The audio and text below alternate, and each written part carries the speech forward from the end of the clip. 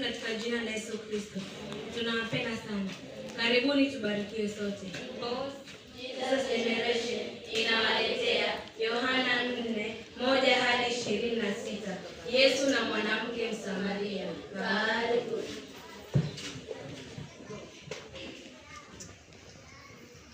Mwanamke Msamaria alikutana na mwanaume wa ajabu na maisha yake yakabadilika. Tusome sote Yohana 4:1-26.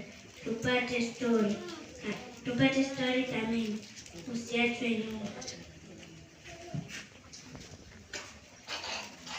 Yohana 4:1-4 inasema, kwa hiyo Bwana alipofahamu kuwa Mafarisayo wamesikia ya kwamba Yesu anafanya wanafunzi wengi kuliko Yohana na kuwabatiza.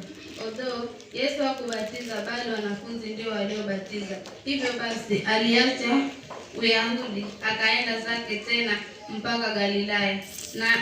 Na ilikuwa ni lazima apitie Samaria. Je, kulitokea nini?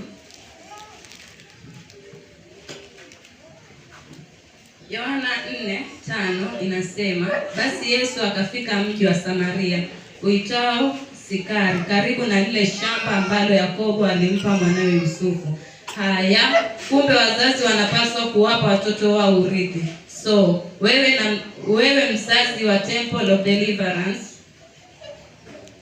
pangia wanao urithi kama Yakobo. Okay, dear parents. Yohana 4:6-9 inasema, na hapo shambani palikuwa na kisima cha Yakobo, na because Yesu alikuwa amechoka na safari yake, akaketi pale kisimani.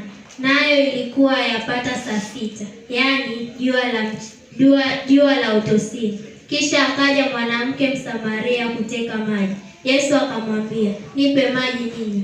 Naye mwanamke akamwambia, imekuwaje wewe Myahudi kutaka maji kwangu mimi Msamaria? Na shangaa.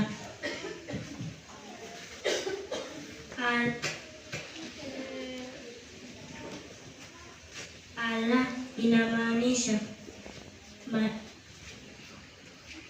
Mayahudi na Wasamaria hawawezi kuchanganya akili. Oh, now I understand.